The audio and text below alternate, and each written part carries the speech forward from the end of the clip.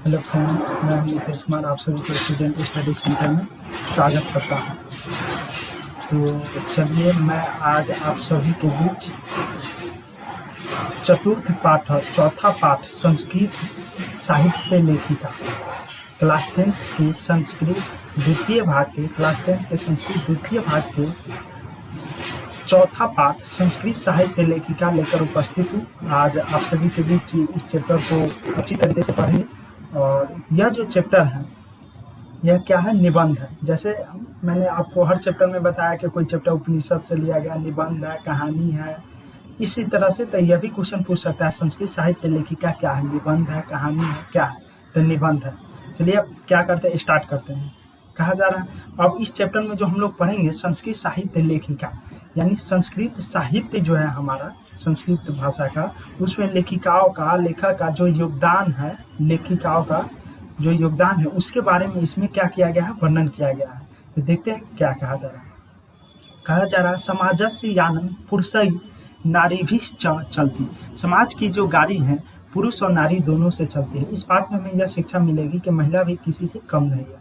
हर क्षेत्र में संस्कृत साहित्य हो, किसी भी क्षेत्र हो, उसमें महिलाओं का भी योगदान अहम रहा है। और इस पाठ से भी हमें ज्ञात हो जाएगा कि महिलाओं का जो योगदान है आज से ही नहीं बल्कि बहुत पहले से, पूर्व से ही महिलाओं का योगदान हर क्षेत्र में रहा है। और आज तो और दिन प्रतिदिन तरक्की महिलाएं हर क्षेत्र में आगे जा रही है। तो कहा जा रहा है समाज की जो गाड़ी पुरुषों और नारी दोनों से चलती है। इस तरह से भी क्वेश्चन ऑब्जेक्टिव पूछा जाएगा कि समाज की गाड़ी किससे चलती है, पुरुष से, नारी से, दोनों, इनमें कोई नहीं तो दोनों। साहित्य अभी उभयो समानम महत्वम, साहित्य में दोनों का समान महत्व है। आगे कहा जा रहा है अधुना सर्वभाषासु साहित्य रचनायां स्त्रियों अपि तत्परा सन्ति यशश्च लभन्ते। आज जो है संस्कृत भाषा में साहित्य के रचना में स्त्रियां भी तत्पर है, यश प्राप्त करने के लिए एकदम उत्सुक है, अपना योगदान देने के लिए। कहा जा रहा है क्या आगे, संस्कृत साहित्य प्राचीन कालदेव साहित्यम समृद्धम योगदानम न्यूनम अधिकम प्राप्य। संस्कृत साहित्य में प्राचीन काल से ही साहित्य के समृद्धि के योगदान में थोड़ा बहुत अधिक इनका भी योगदान रहा है। क्या कहा जा रहा, पाठे अस्मिन् अति प्रसिद्धा नाम लेखिका नाम एवं चर्चा वर्तते येन साहित्य निधि पुण्य तांसाम योगदानम ज्ञायते। इस पाठ में उन प्रसिद्ध लेखिकाओं का चर्चा है। इस पाठ में उन प्रसिद्ध लेखिकाओं का चर्चा है जिससे साहित्य निधि की पूर्ति में उनके योगदान का ज्ञात होता है। यानी कहने का मतलब है कि इस पाठ में प्रसिद्ध लेखिकाओं का चर्चा किया जाएगा, देखिएगा, जिसमें साहित्य के भंडार को पूर्ण करने में उन सबों का योगदान किस प्रकार है वो हमें इस पाठ में ज्ञात हो जाएगा जब पढ़ेंगे। तो देखिए अब क्या कर रहे हैं, आगे पढ़ने जा रहे हैं। क्या कहा जा रहा है, विपुलम संस्कृत साहित्यम विभिन्न कवि भी शास्त्रकारश्च संवर्धितम। विशाल संस्कृत साहित्य जो है विभिन्न कवियों द्वारा और शास्त्रकारों द्वारा क्या है, संवर्धित है। क्वेश्चन पूछा जाएगा संस्कृत साहित्य किसके द्वारा संवर्धित है, कवि द्वारा, विभिन्न कवि द्वारा, शास्त्रकार द्वारा, दोनों द्वारा। तो क्या हो जाएगा, दोनों द्वारा। क्या कहा जा रहा है, वैदिक कालात, या इसको विच्छेद करके जिस तरह से आप पढ़ सकते हैं, वैदिक कालात आरभ्य शास्त्रानाम काव्यानाच्य रचने संरचने च यथा पुरुषा दत्तचिता अभवन् तथैव स्त्रियों अपि दत्तावधाना प्राप्यन्ते। कहा जा रहा है कि वैदिक काल के आरंभ से ही शास्त्रों और काव्यों के रचना में, संरक्षण में जिस प्रकार पुरुष सावधान हुए, अपना योगदान दिए, अपना महत्व दिए, कहा गया, उसी प्रकार स्त्रियां भी क्या हुए, सावधान हुए, उनमें अपना योगदान दिए। वैदिक काल के आरंभ से ही शास्त्र और काव्यों के रचना करने में, संरक्षण करने में, बचाव करने में, बढ़ावा देने। ठीक है, आगे क्या कहा जा रहा है, वैदिक युग मंत्रा नाम दर्शका न केवला ऋषिय प्रत्युत ऋषिका अपि संति। कहा जा रहा है वैदिक युग में मंत्रों के दर्शक न केवल ऋषि, यानी न केवल ऋषि है, प्रत्युत ऋषिका अपि संति, यानी ऋषि की पत्नी भी है, यानी स्त्रियों का भी इसमें योगदान है। कहने का मतलब। आगे क्या कहा जा रहा है, ऋग वेदे चतुर्विंशति अथर्ववेदे च पंच ऋषिका मंत्र दर्शन औवत्यो निर्दिश्यन्ते यथा यमी अपाला उर्वशी इंद्राणी वागम भृनी इत्यादि। क्या कहा जा रहा है, ऋग वेद में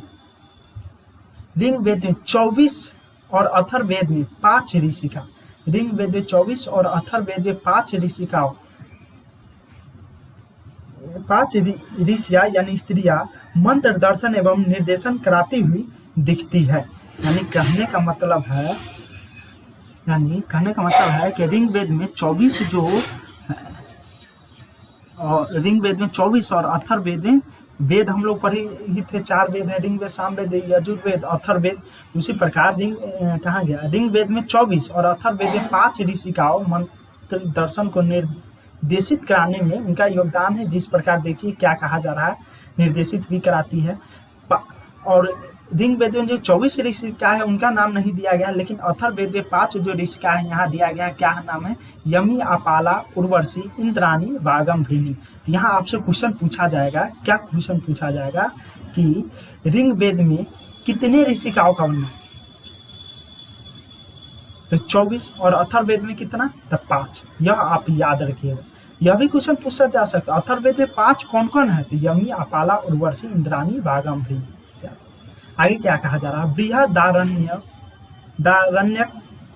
उपनिषदि याज्ञवल्क्य पत्नी मैत्रेयी दार्शनिक रुचिमती वर्णिता याम याज्ञवल्क्य आत्मतत्व शिक्षयति। बृहदारण्यक उपनिषद में, उपनिषद हम लोग जानते हैं, उपनिषद जैसे पढ़े थे, मंगलम पाठ भी पढ़े थे, उसमें ईशावास्य उपनिषद, मुंडकोप उपनिषद, कठोपनिषद, ये सब का चर्चा होती है। उसी प्रकार बृहदारण्यक उपनिषद में याज्ञवल्क्य की पत्नी मैत्रेयी जो दार्शनिक रुचिमती की थी और याज्ञवल्क्य से आत्म तत्व की शिक्षा लेती थी। यहाँ भी क्वेश्चन आपसे बन रहा है कि मैत्रेयी किस रुचिमती की थी, तो दार्शनिक रुचिमती की थी। और क्वेश्चन क्या बनेगा, याज्ञवल्क्य की पत्नी कौन है, तो मैत्रेयी है। क्वेश्चन बना कि ना बना। आत्म तत्व की शिक्षा मैत्रेयी किससे लेती थी, तो याज्ञवल्क्य से, तो यहाँ यह भी क्वेश्चन बन गया। किस उपनिषद में इसका वर्णन किया गया है, तो बृहदारण्यक उपनिषद में। यहाँ पे देखिए, यहाँ पे सॉरी थोड़ा गलती बोला गया है कि याज्ञवल्क्य को आत्म तत्व की शिक्षा देते, ये नहीं होगा। उनकी जो पत्नी थी, एक बार मैं फिर से यहाँ लाइन पढ़ता हूँ, बृहदारण्यक उपनिषद याज्ञवल्क्य पत्नी मैत्रेयी दार्शनिक रुचिमती। बृहदारण्यक उपनिषद में याज्ञवल्क्य और उनकी पत्नी जो है मैत्रेयी, उनका वर्णन किया गया है। और जो मैत्रेयी है दार्शनिक रुचिमती, दर्शन शास्त्र ये सभी में रुचि रखती है, जो इतना विद्वान है, उनकी जो पत्नी जो है इतना विदुषी है। विदुषी मतलब विद्वान का स्त्रीलिंग शब्द हो गया, विद्वान का स्त्रीलिंग विदुषी, जो याज्ञवल्क्य को आत्म तत्व के बारे में शिक्षा देती है। यहाँ से आपसे क्वेश्चन ये बन गया कि याज्ञवल्क्य और मैत्रेयी का वर्णन किसमें किया गया संवाद का, तो बृहदारण्यक उपनिषद में। यहाँ पूछा जाएगा याज्ञवल्क्य की पत्नी कौन है, तो मैत्रेयी है। मैत्रेयी किस रुचि की थी, तो दार्शनिक रुचि की थी। या क्वेश्चन यह भी पूछा जाएगा कि मैत्रेयी किसको शिक्षा देती थी, तो याज्ञवल्क्य को। या याज्ञवल्क्य को आत्म तत्व की शिक्षा कौन देती थी, तो मैत्रेयी। याद रखिएगा, यहाँ पे ध्यान में रखिएगा, याज्ञवल्क्य को शिक्षा कौन देती थी, उसी की पत्नी मैत्रेयी, जो विद्वान थी, बहुत ही जानकार थी, विदुषी थी। ठीक है, तो इसमें किसी प्रकार के सस्पेंशन पीछे गलती से बुला गया था कि जो याज्ञवल्क्य शिक्षा देती है पत्नी को, ऐसा नहीं है। उनकी जो पत्नी है मैत्रेयी, वह याज्ञवल्क्य को शिक्षा देती है। तो आपको अच्छी तरह से समझ में आ गया होगा।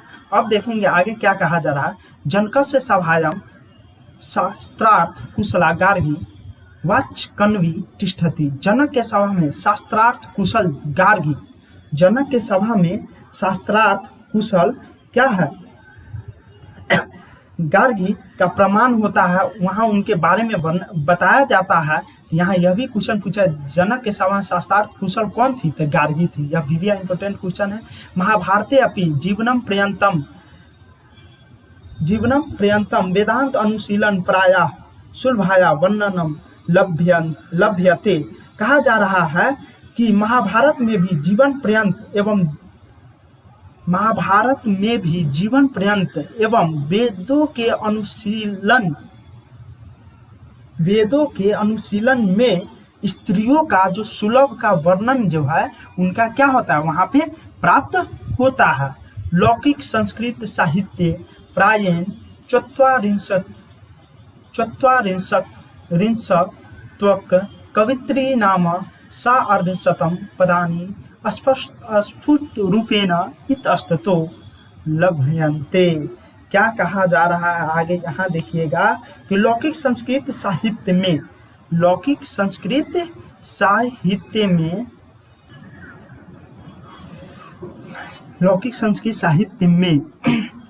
40 कवित्रियों के 150 पद स्पष्ट रूप से इधर उधर क्या होता है प्राप्त होता है।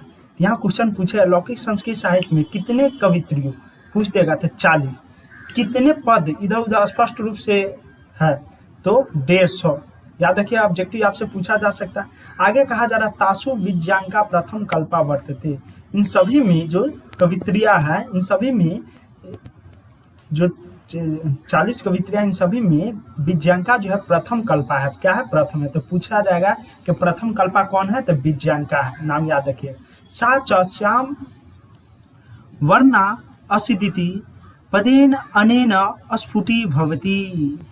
और वह श्याम वर्ण की है ऐसा इस पद में नीचे जो श्लोक के माध्यम से क्या क्या स्पष्ट किया गया है। क्वेश्चन पूछेगा कि प्रथम कल्पा कौन है तो विज्ञांका है। किस रंग की जानी जाती किस रंग की है तो श्याम रंग की।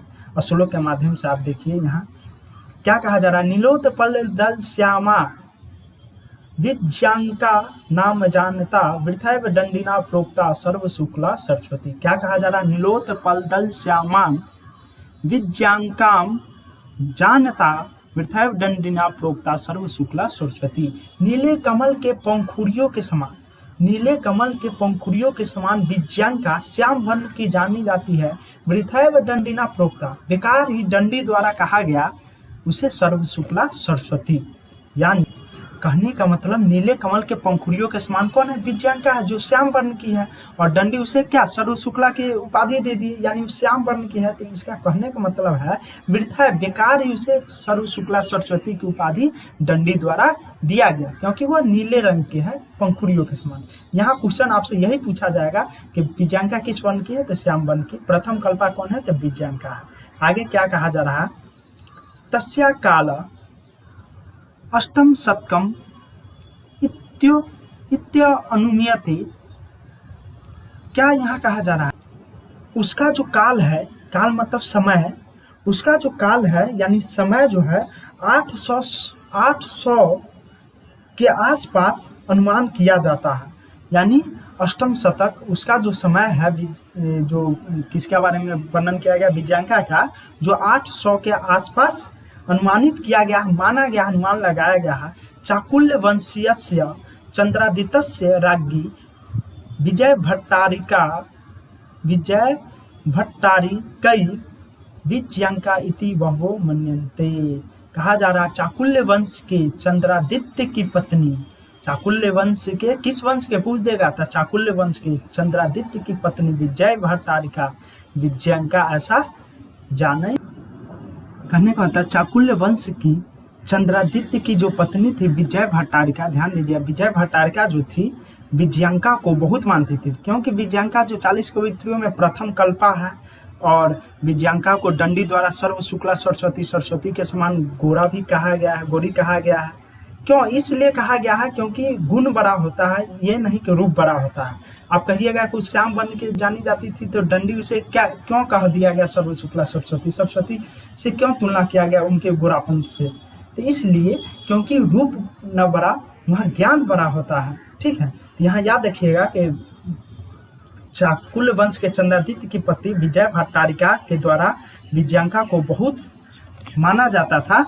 ये तो याद रखिएगा चाकुल्य वंश के चंद्रादित्य की पत्नी कौन थी तो याद रखिएगा विजय भट्टारिका। विजय भट्टारिका को खूब कौन मानती थी विज्ञांका को कौन मानती थी तो विजय भट्टारिका। क्या हो जाएगा विजय भट्टारिका के द्वारा विज्ञांका को खूब मानी जाती थी।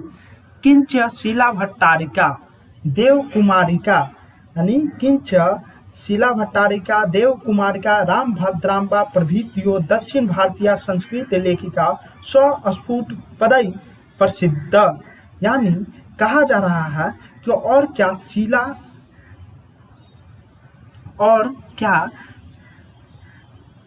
शीला भट्टारिका, देव कुमारिका, राम भद्राम्बा ये सभी जो है इत्यादि दक्षिण भारतीय के संस्कृत लेखिका जो स्पष्ट रूप से क्या है, प्रसिद्ध है। याद रखिएगा, पूछेगा कि दक्षिण भारतीय के संस्कृत लेखिका जो प्रसिद्ध है उनका नाम बताए, तो क्या हो जाएगा, शीला भट्टारिका, देव कुमारिका, राम भद्राम्बा ये सभी। ठीक है, और आगे कहा जा रहा विजयनगर राजराजस्य नरेशा संस्कृत भाषा संरक्षणाय कृत प्रयास आसनीति विदितम एवं। यानी कहा जा रहा है कि विजयनगर राज्य के जो राजा थे नरेश, मतलब राजा थे, संस्कृत भाषा के संरक्षण के लिए जो किया गया उनका प्रयास था वो विदित होता है, यानी ज्ञात ऐसा होता है कि संस्कृत भाषा के संरक्षण में उनका बहुत बड़ा योगदान भी रहा और संरक्षण यानी संरक्षण करने में भी योगदान रहा। कहा जा रहा तेषाम अंत पूरे अपनी संस्कृत रचना कुशला राज्यो अभवन। यानी कहा जा रहा कि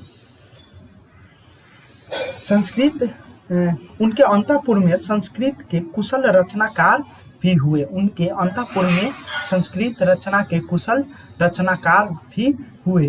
कंपन रायस्य कहा जा रहा है कि आगे कंपन रायस्य राज्ञी गंगा देवी मथुरा विजयम इति महाकाव्यम स्वस्वामिनो विजय घटना आश्रित्य रच्यत।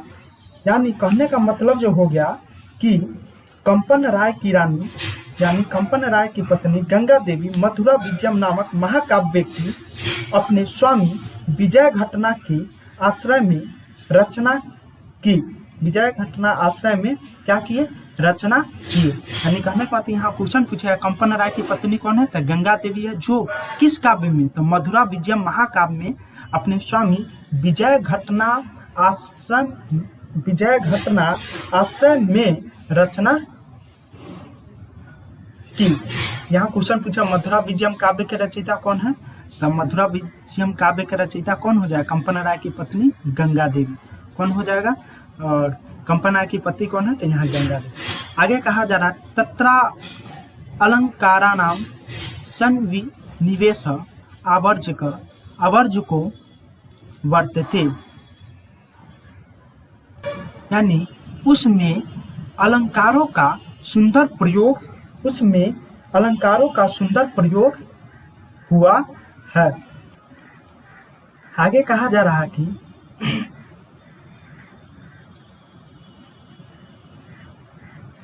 तस्मिन् एव राज्ये षोडश शतके शासनं कुर्वता अच्युत रायस्य राज्ञी तिरुमलाम्बा वरदाम्बिका परिणय नामकम प्रोढ़म चंपू काव्यम अरच्यत।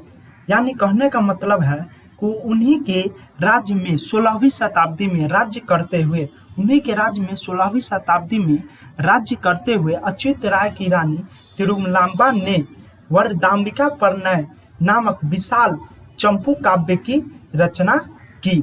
यानी कहने का मतलब यहाँ हो गया कि उन्हीं के राज्य में 16वीं शताब्दी में राज्य करते हुए अच्युत राय की रानी तिरुमलाम्बा वरदाम्बिका परिणय नामक विशाल चंपू काव्य की क्या की, रचना की। तो क्वेश्चन पूछा जाएगा कि अच्युत राय के पत्नी क्या नाम क्या है, तो तिरुमलाम्बा है, और वरदाम्बिका परिणय नामक प्रौढ़ चंपू काव्य के रचना कौन किए, तो अच्युत राय की पत्नी तिरुमलाम्बा। कौन किए, अच्युत राय की पत्नी तिरुमलाम्बा। क्योंकि कहा जा रहा अच्युत राय की पत्नी तिरुमलाम्बा वरदाम्बिका परिणय नामक, यानी अच्युत राय की पत्नी तिरुमलाम्बा ने वरदाम्बिका परिणय नामक विशाल चंपू काव्य के रचना की। आगे क्या कहा जा रहा, तत्र संस्कृत गद्यस्य छठा समस्त पदावल्या ललित पद विन्यासेन चातिव शोभते। यानी कहने का तो उसमें संस्कृत गद्य की जो छटा है तथा सुंदरता है उसके सुंदर पद विन्यासेन अति रमणीय है। यानी कहने का मतलब जो है वह बहुत ही क्या है, रमणीय है। आगे क्या कहा जा रहा है, संस्कृत साहित्य प्रीतम दीर्घम समस्त पदम अपि तत्रैव लभते। यानी कहने का मतलब संस्कृत साहित्य में लंबे समस्त पद का प्रयोग उसी में हुआ है। संस्कृत साहित्य में लंबे समस्त पद का प्रयोग वही हुआ है, प्राप्त होता है ऐसा वहां पे। ठीक है, आगे कहा जा रहा है, आधुनिक कालीन संस्कृत लेखिकासु पंडिता छमारा 1890 से 1953 नामधेया विदुषी अतीव प्रसिद्धा। यानी कह रहा आधुनिक काल में संस्कृत लेखिकाओं में पंडिता जो छमाराव नाम की विदुषी जो थी वह क्या थी, बहुत ही प्रसिद्ध थी। कहा जाएगा आधुनिक काल में संस्कृत लेखिकाओं में कौन प्रसिद्ध थी, तो पंडिता क्या, छमाराव। तया स्वपितु शंकर पांडुरंग पंडितस्य महतो विदुषो जीवन रचितम शंकर रचितम इति रचितम। यानी आगे क्या कहा जा रहा, उन्होंने अपने पिता पंडित शंकर पांडुरंग, जो पंडिता छमाराव थे, उन्होंने अपने पिता पंडित शंकर पांडुरंग की महान विद्वता जीवन चरित्र पर शंकर चरितम की क्या की, रचना की। क्वेश्चन पूछा जाएगा कि पिता पंडित शंकर पांडुरंग के महान विद्वान जीवन चरित्र पर शंकर रचितम की रचना की। कौन की, शंकर रचितम की रचना, तो पंडिता छमाराव। क्योंकि स्पष्ट कहा जा रहा आधुनिक संस्कृत लेखिका में पंडिता छमाराव नाम के विदुषी प्रसिद्ध थी। तया स्वपितु, उन्होंने अपने पिता शंकर पांडुरंग, यह भी पूछा जाएगा उनके पिता कौन, तो शंकर पांडुरंग, पंडित शंकर पांडुरंग के जीवन चरित्र पर शंकर रचितम के रचयिता किए। तो कौन के शंकर रचितम के, तो पंडिता छमाराव। आगे क्या कहा जा रहा है, गांधी दर्शन प्रभाविता स सत्याग्रह गीता मीरा लहरी कथा मुक्तावली विचित्र परिषद यात्रा ग्राम्य ज्योति इत्यादि अनेकान गद पद ग्रंथान प्रणीतवती। यानी कहने को आता गांधी दर्शन से प्रभावित होकर उन्होंने सत्याग्रह गीता मीरा लहरी कथा मुक्तावली विचित्र परिषद यात्रा ग्राम्य ज्योति इत्यादि अनेक गद पद की क्या किए, रचना की। आगे क्या कहा जा रहा है कि